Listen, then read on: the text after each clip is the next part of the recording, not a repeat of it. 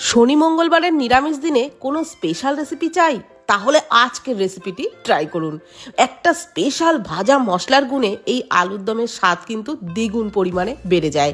ছোট আলু অল্প লবণ জলে সিদ্ধ করে নিয়েছিলাম। কড়াইয়ে সর্ষের তেলের মধ্যে আলুগুলো দিয়ে হলুদ লবণ দিয়ে ভেজে নিচ্ছি। ততক্ষণে সেই স্পেশাল মশলা কড়াইয়ে গোটা ধনে, গোটা জিরে, গোটা গোলমরিচ, গোটা গরম মশলা একদম নাড়াচাড়া করে ভেজে ঠান্ডা করে গুঁড়ো করে নিলাম।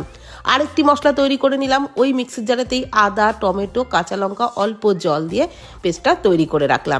এদিকে আলু বেশ লালচে করে ভেজে নেওয়া হয়ে গেলে আলু তুলে নিলাম। তারপর কড়াইয়ে আরেকটু তেল দিয়ে ওর মধ্যে গোটা জিরে, শুকনো লঙ্কা, তেজপাতা আর সামান্য একটু হিং ফোড়নে দিয়ে খুব ভালো করে ফোড়নটাকে ভেজে নিলাম। তারপর টমেটো, আদা, কাঁচা লঙ্কার পেস্টটা দিয়ে নাড়াচাড়া করে একটু ভেজে নিয়ে কাশ্মীরি লঙ্কার গুঁড়ো, হলুদ গুঁড়ো দিয়ে দিলাম, জিরে গুঁড়ো, ধনে গুঁড়ো, পরিমাণ মতো লবণ, খুব ভালো করে মশলা কষিয়ে নিলাম। মশলার থেকে তেল ছেড়ে দিলে দিয়ে দিলাম 1